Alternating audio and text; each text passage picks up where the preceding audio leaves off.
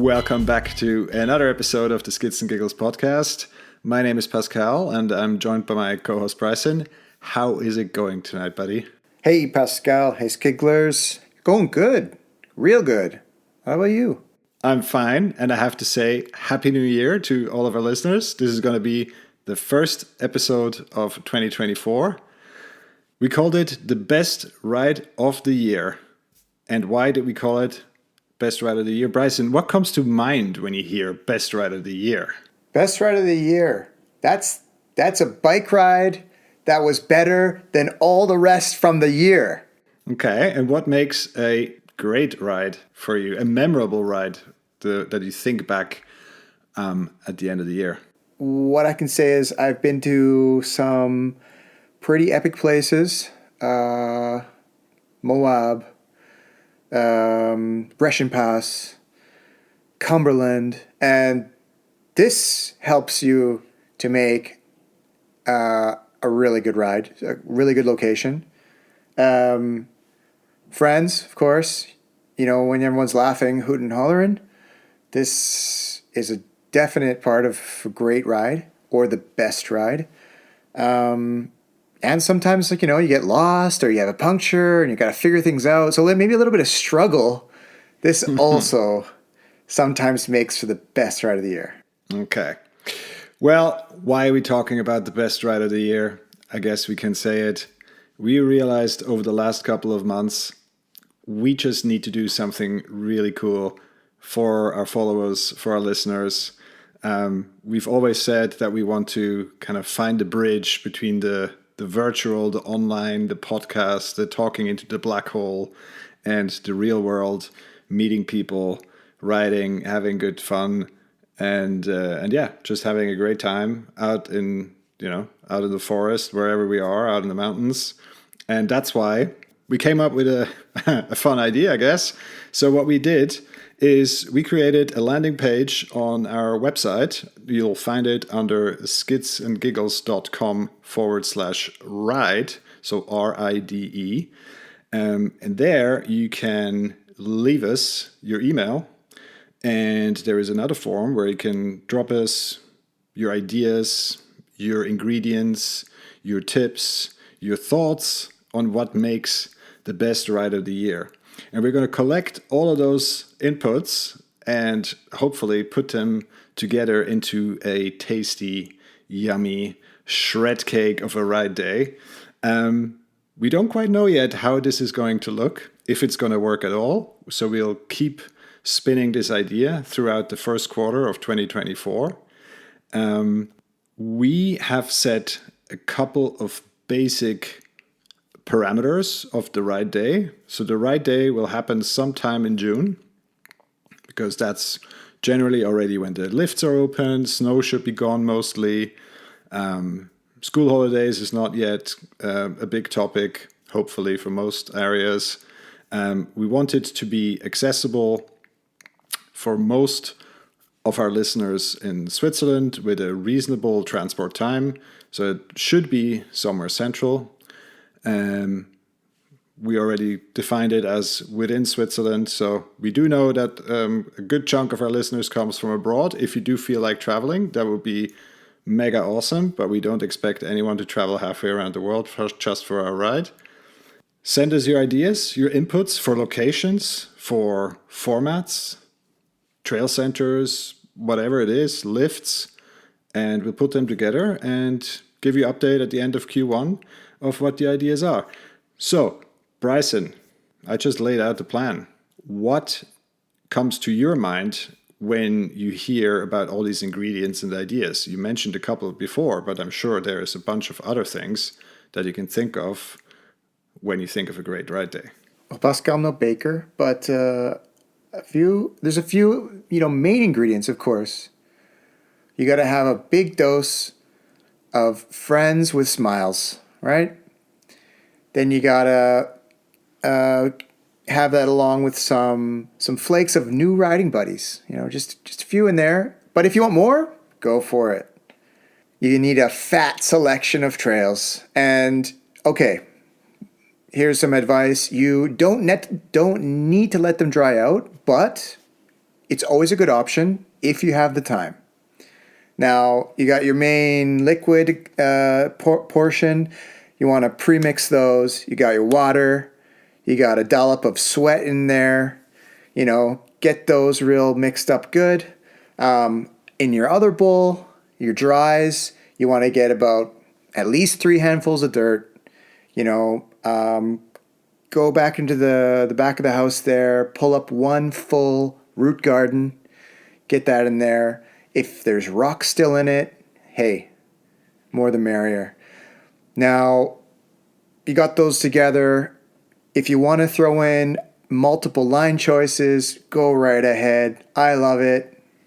Big favorite of mine. And something that's not quite used so much, but hey, if you got some new tires, go ahead. If you got some old tires, they work well too. Better now, skids. You want to get all those mixed together now and take a step back, look back on it, the smirk on your face, maybe a giggle, tasty drink, but don't forget that sense of freedom. You don't want to forget maybe that question of adventure, if I could say it right, like I said before, you want to kind of overcome a challenge, right? So that's a really powerful ingredient. Pascal, do you have any more special ingredients or, hey, a topping that you want to add to this shred cake?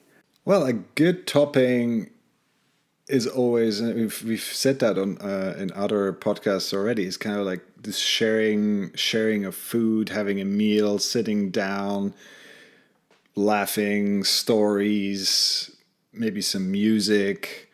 So that's certainly an element where we should think about. We should also accommodate many different levels of riders. So I don't want to set up a ride day and there's only like the gnarliest of the gnarly double black diamond trails. I want, there to be something for everyone. Including Dave. Including Dave. So hopefully there's double black diamonds there for Dave, but there's hopefully also some flowy jump line stuff and then Louis will be there. Easier trails, and Louis will be there. So yeah, so there should be something a little, for everyone. Ideally, I think it should be flexible enough that, some people that want to ride the whole day, they can ride the whole day. Others, they maybe only want to do 2 or 3 laps. They can, sit down, chill out, have a burger, a drink, or whatever. For me also, if I think back to some of the great rides of the year, so to speak, there's always been, yes, you mentioned it, like the physical challenge. I think back to my Matterhorn ride, which was one filthy ride. But there was physical challenge, but there was also a sense of community. We came together. There was a couple of friends coming out. There was laughs. I had my food station set up in the parking lot. So I think those are also very important ingredients. What would you have in mind for toppings? Yeah, actually, what just comes to mind is when Remy and Jean-Luc, they told us about that crazy trail where Jean-Luc went into a hole. That would be cool. I mean, we don't have to, but if we found that something like that, maybe not physically, but something with that essence, that's where I'm at. I'll be there. All right, guys. You see, we do have some ideas already, just between the two of us. Maybe Bryson, to wrap it up, if you think back at the end of 2024, put yourself in your shoes at the end of 24, and you think back to the best ride of the year, what do you want to have experienced on that day? How will you remember it most fondly? Definitely by meeting the people who listen to our podcast and who kind of share, share our voice, kind of share our voice in their head per se, Like they listen to us, they get to know us through the podcast, they familiarize themselves with our voice and our what we're saying and who we have as guests, and they kind of maybe get to know us that way, but we don't know them. And so when I get to reciprocate that and get to know them, that will stick into my mind for the best ride of the year. So I hope to hear from a lot of them. I hope to get some tips from them on what they think is the best part of a ride, how we could add that to our ride and entice them to come out, ride with us. Just plain here and back. It'd be great. All right. Let me repeat what the procedure is. It's actually pretty straightforward. We created a landing page on our website under skidsandgiggles.com/ride. I'll also put that in the description of this episode.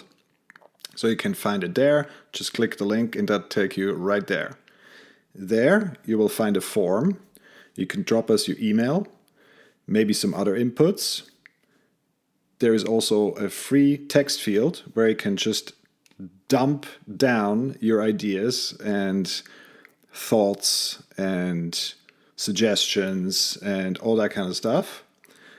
We bring all those things together and then we synthesize out of all these submissions, we synthesize the ride. We reach back out to everyone that has sent us an email. So that's how we keep track and how we keep you guys updated. At the end of Q1, we'll hope to have a concrete plan of how this is actually going to go down. And depending on how many people have responded, we will have to decide pretty quickly where we're going to go and what the day is going to look like.